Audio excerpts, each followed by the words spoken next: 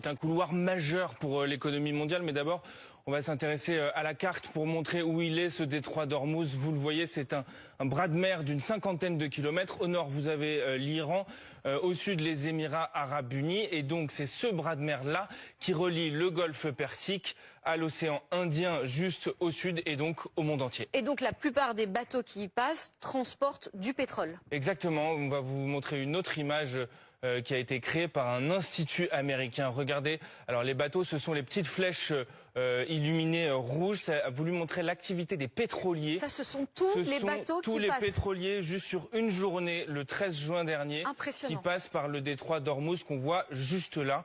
À ce moment-là, c'est saisissant. Il y a 20 millions de barils qui passent chaque jour par ce détroit d'Ormuz. Et donc, ces barils sont transportés sur ces pétroliers-là, ces super pétroliers, 400 mètres de long, 70 mètres de large au maximum. Si l'Iran décide de bloquer ce détroit d'Ormuz, comment procéder? Comment on le bloque? Eh bien, tout simplement en attaquant des navires comme celui-là. En février, les Iraniens ont montré ce bateau au monde d'un porte-drone. C'est plus un porte-avions, c'est un porte-drone.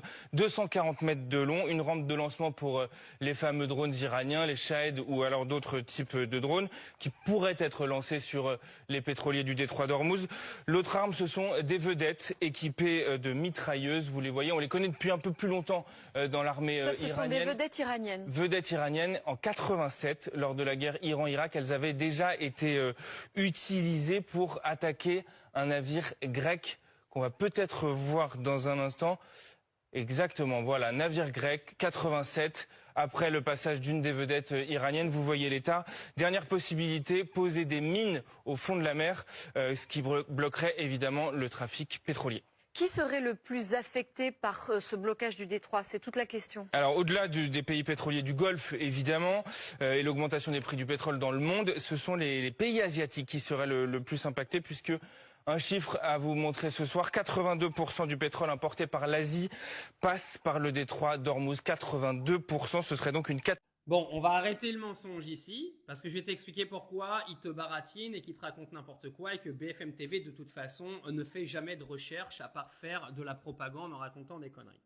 En 2021, l'Iran et la Chine ont signé des accords de 25 années de pétrole garantis par la Chine depuis l'Iran. C'est des accords qui ont coûté 400 milliards de dollars. Le détroit d'Ormuz, et je l'ai expliqué dans une autre vidéo, en fait, comme ils vous ont expliqué là très bien avec des images, vous avez des milliers de pétroliers qui naviguent, d'accord? Donc ce qui va se passer, c'est que s'il y a fermeture du détroit d'Ormuz, contrairement à ce que raconte BFM TV, les Iraniens, ils vont affréter des couloirs maritimes. Alors bien sûr, il y en a plein, vous me dites, non mais c'est interdit. Non mais les lois internationales, on s'en carre le cul. L'Iran n'a jamais signé les lois sur le maritime, ils s'en foutent. Donc ils vont créer des couloirs maritimes et ils vont escorter les pétroliers qui vont aller en Chine, tout simplement. Et les autres, ils vont soit les arrêter et s'ils forcent, ils vont les défoncer. D'accord? Et de toute façon, en disant que tu vas placer des mines sous la mer, ça va refroidir quasiment l'intégralité des Américains et des Anglais, etc., etc.